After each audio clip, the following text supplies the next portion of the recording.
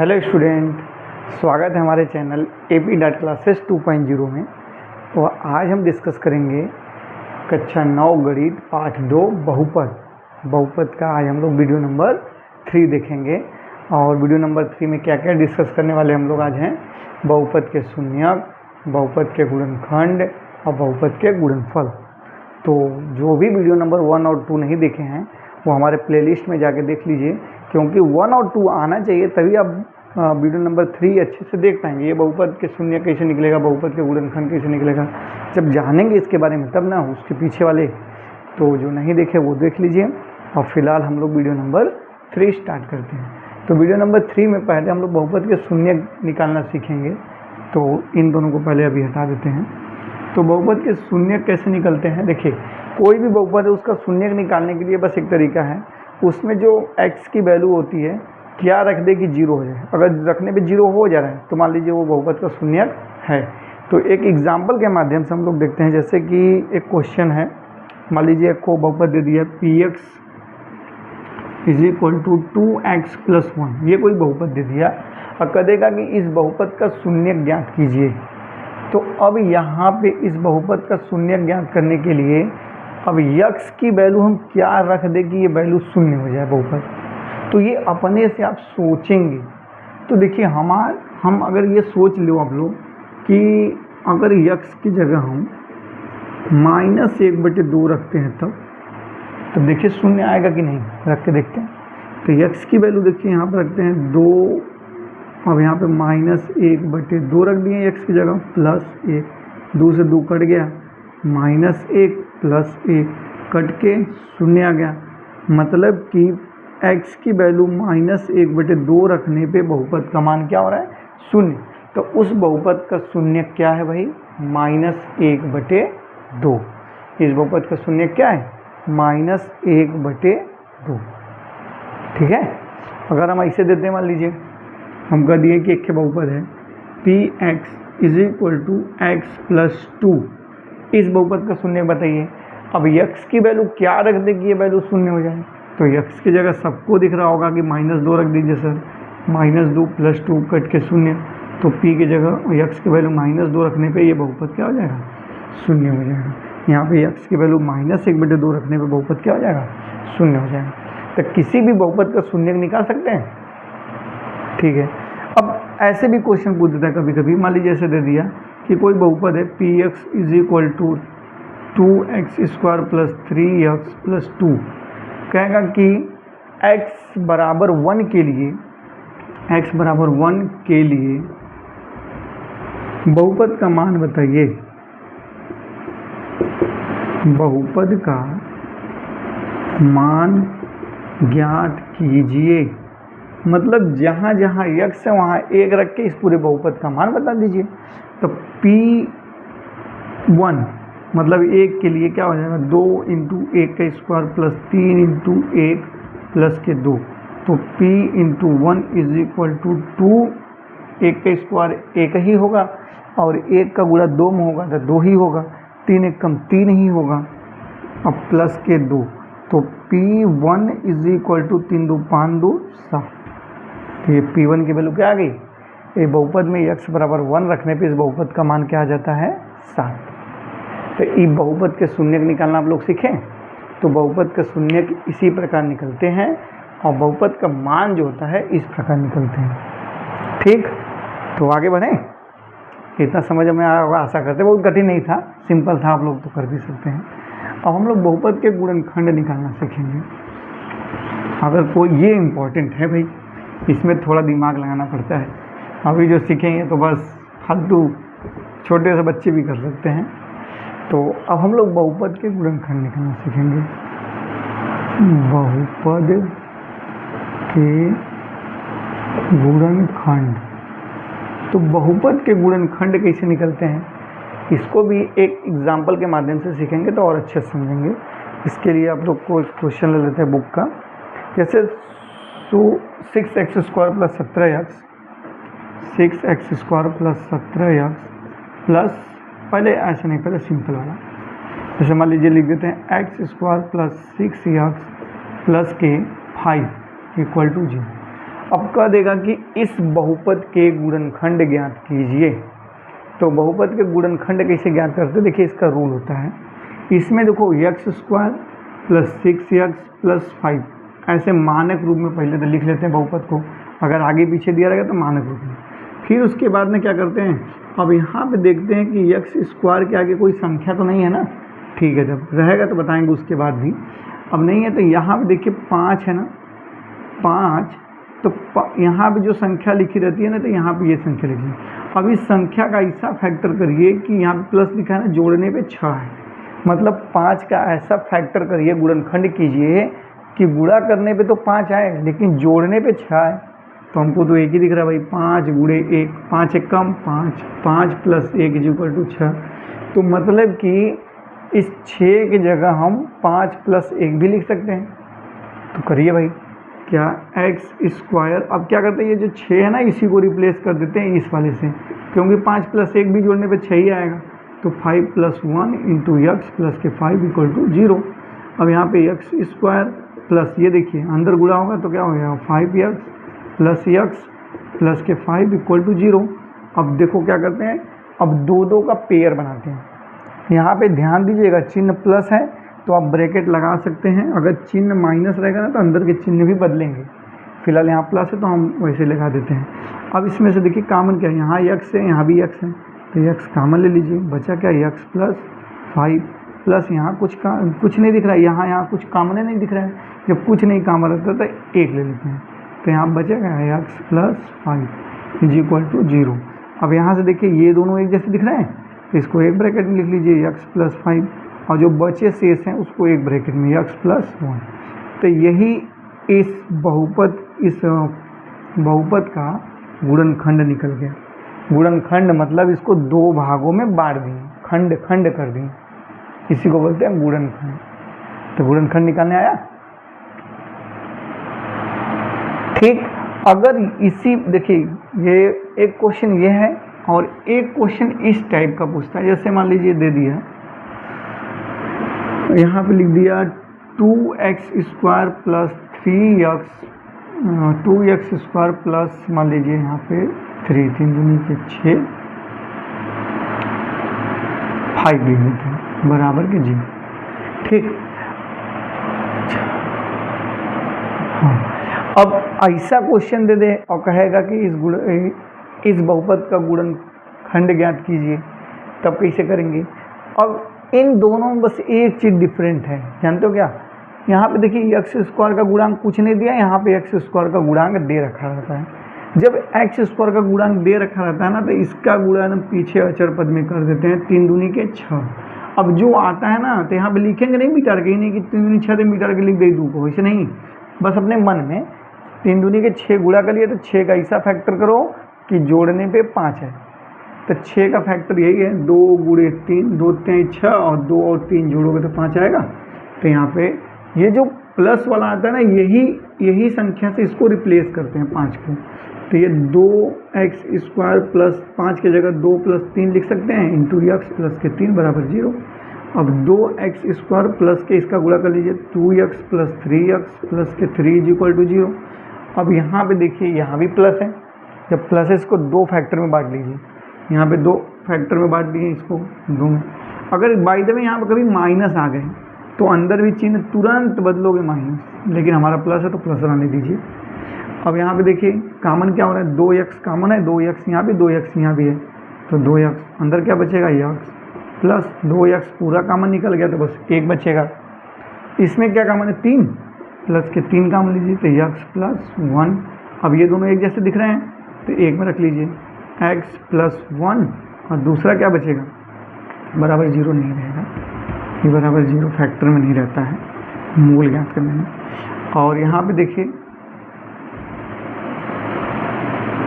यहाँ क्या बचेगा 2x प्लस 3। अब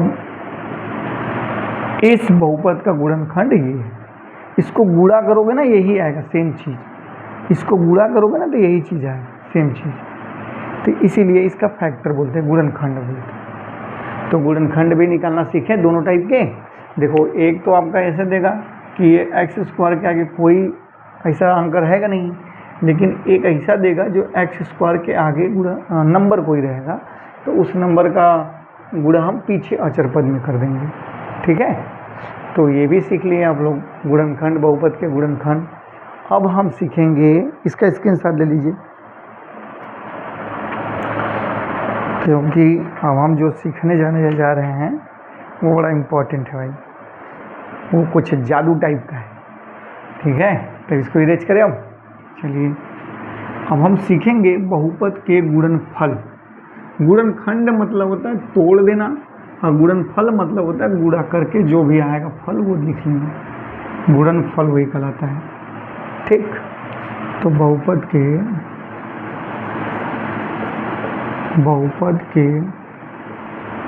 गुणनफल, बहुपद के गुणनफल देखिए, बहुपद के गुणनफल पढ़ने से पहले कुछ सर्वसमीकाएँ हमको पढ़ना पड़ेगा जो हमको बड़ा यूज़ में आते हैं। जैसे कि ये आपको कक्षा 8 में भी पढ़े होंगे, फिलहाल हम लोग यहाँ देख लेते हैं। जैसे x प्लस वाई का a प्लस बी लिखते हैं, a प्लस बी का होल स्क्वायर का फॉर्मूला क्या होता है, या एक्स वाई, ये लिखिए, कोई भी लिख सकते हैं।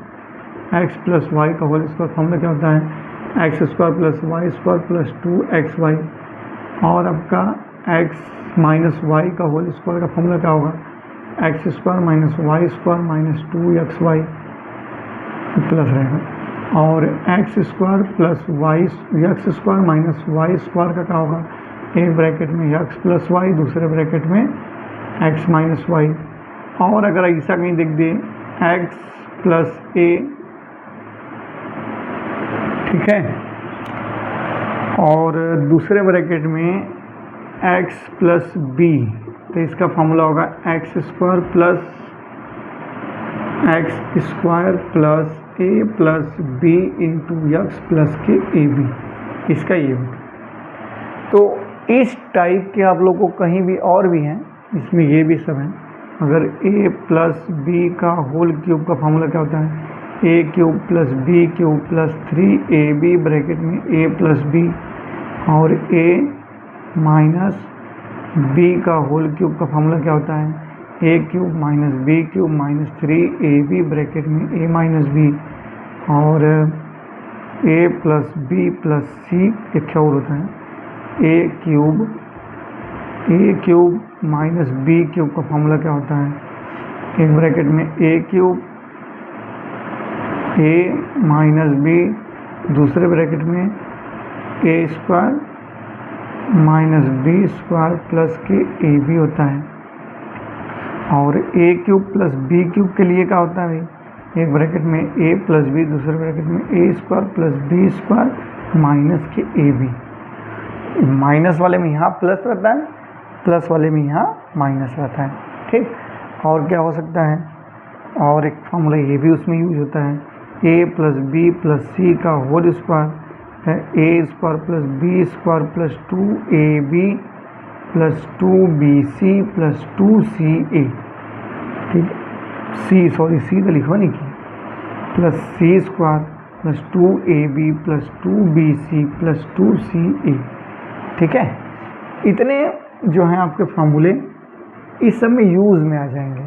ठीक है, तो इनका यूज़ हम लोग कैसे करेंगे, फैक्टर का गुणनफल करने के लिए, बहुपद का गुणनफल करने के लिए, वही सीखेंगे। ठीक है, तो कुछ क्वेश्चन इसमें दिए हैं, क्वेश्चन को ले लेके हम लोग करते हैं। जैसे एक क्वेश्चन दे दिया है छोटा सा कि x प्लस 3 और x प्लस 3 का गुणनफल ज्ञात कीजिए, इसका गुणनफल। अच्छा, इसमें देखिए ये दोनों एक का चाले दिख रहे हैं कि नहीं, जब एक ही चाले हैं, जैसे अगर कहीं x गुणे x रहता है तो आप लोग क्या करते हो, कहते हैं कि x स्क्वायर, तो सेम ऐसे ही ये दोनों आता ही x प्लस 3 का होल स्क्वायर, इसका गुणनफल निकल गया, सिंपल सा। तो गुणनफल मतलब गुणा करने पे जो आएगा वही लिखना है। ठीक है, लेकिन कभी कभी टर्म एंड कंडीशन दे देता है, कहता है कि ये सब सर्वसमीकाएँ हैं, ये जो हम लोग लिखे हैं ये सब क्या है, सर्वसमीकाएँ। कहेगा टर्म एंड कंडीशन दे देता ना कहता है कि बिना हल किए सर्वसमीका की सहायता से गुणनफल कीजिए। तो वो भी देख लेते हैं भाई कैसे, जैसे ऐसे दे दिया क्वेश्चन है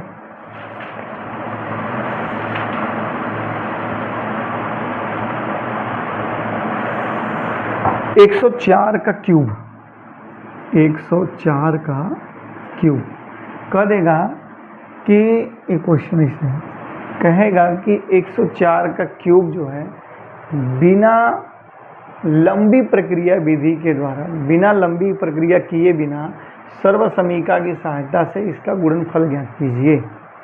तो सर्वसमीका देखिए कैसे इसमें यूज आएगा।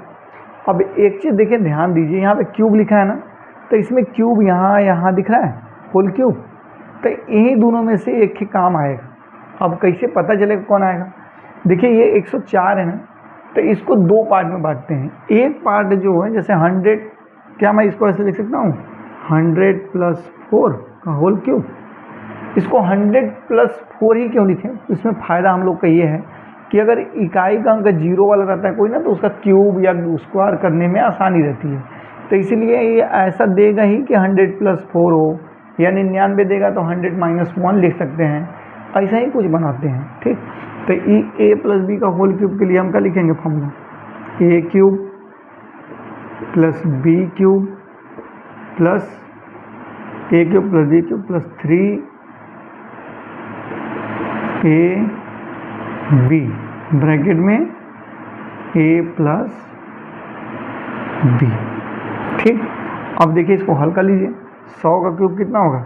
बस ये 3 बार 1 2 3 कटे 0 बढ़ जाएगा, 1 2 3 4 5 6 हो जाएगा। और प्लस 4 का क्यूब करें, 4 चौके 64 प्लस 3 चौक 1200, और फिर यहाँ पे 100 + 4। अब इसको और हल कर लीजिए, 1 2 3 4 5 6 प्लस 64 प्लस 12 में इसमें गुणा करेंगे 100 में, तो 12 के बाद 4 0 हो जाएगा, अब प्लस 12 चौक 48 कटे 0 2 0। अब इसको सब जोड़ लीजिए। कैसे जोड़ते हैं? इकाई का अंक पकड़िए, तो सब में इकाई का अंक यहाँ पे 4 है तो 4 लिखेंगे, दहाई में 6 है तो 6 लिखेंगे, सैकड़ा में 8 है तो 8 लिखेंगे, हज़ार में कितना है? इकाई दहाई सैकड़ा, दहाई से 1000 में 2 है, यहाँ पे इकाई दहाई सैकड़ा 1000 2 4 है, 4 2 6।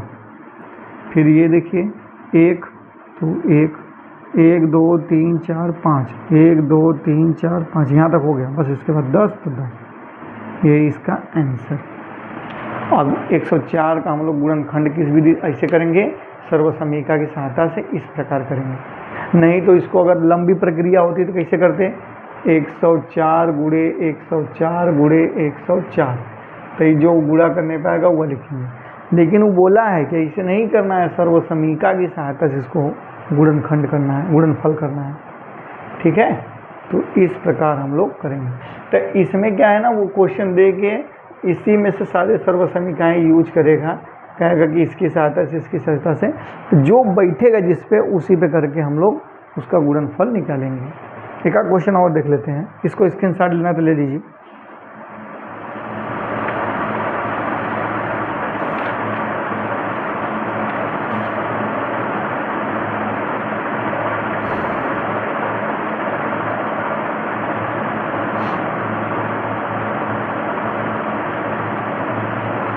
एक देखिए, इसको हटाते हैं, एक ये दिया है, कहा है कि सर्वसमीका की सहायता से इसका गुणनफल ज्ञात कीजिए। 101 गुणे 102, इसका गुणनफल ज्ञात करना है, वो भी सर्वसमीका की सहायता से, ये नहीं कैसे गुणा करके लिख दें। तो इसमें कौन सा सर्वसमीका यूज होगा इसमें? अच्छा, क्या हम इसको ऐसे लिख सकते हैं 100 + 1, और इसको 100 + 2 लिख सकते हैं कि नहीं? सेम वही बात है। अब ऐसा देखिए कहाँ दिख रहा है आपको, यह x + a x + b, ये दोनों बराबर है, ये दोनों अलग अलग है। देखिए ये 100 बराबर, ये दोनों अलग है, तो इसको आप कैसे लिख सकते हो? इस प्रकार लिख सकते हो। तो मतलब जब इसको हम लिख सकते हैं तो ऐसे, देखिए x का स्क्वायर लिखा है तो यहाँ पे आप 100 का स्क्वायर लिखोगे, फिर उसके बाद प्लस a + b तो a प्लस बी जोड़ लीजिए, मतलब ये 1 प्लस 2 इंटू यक्स किया है तो आप 100 करोगे।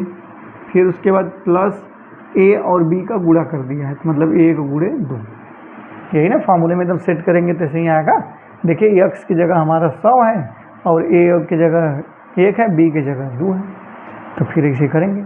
अब 100 का स्क्वायर करोगे तो 2 थे 0, 4 थे 0 हो जाएगा, और प्लस के 3, 300 और प्लस के 2, तो जब पूरा जोड़ोगे तो कितना आएगा 2 0 3, फिर उसके बाद 10, यही इसका आंसर। ठीक है, तो ऐसे ही इस पे क्वेश्चन होंगे। तो हमने क्या क्या इसमें सीखे, हम लोग बहुपद का शून्यक निकालना सीखें, बहुपद के गुणनखंड निकालना सीखें और बहुपद के गुणनफल निकालना भी सीखें। तो कुछ क्वेश्चन भी इस पे किए हैं, और भी इस पे बहुत सारे क्वेश्चन हैं, आप लोग घर पे करिए। और अगर कहीं डाउट होता है तो हमको कमेंट करिए कि सर बहुपद का क्वेश्चन और बताइए, तो हम और बताएंगे। और आज समझ में आया तो उसको लाइक करिए, सब्सक्राइब करिए और आगे अपने दोस्तों को भी शेयर करिए भाई, जिससे कि चैनल आगे बढ़े तो हम लोग का काम भी आगे बढ़े। वीडियो देखने के लिए धन्यवाद।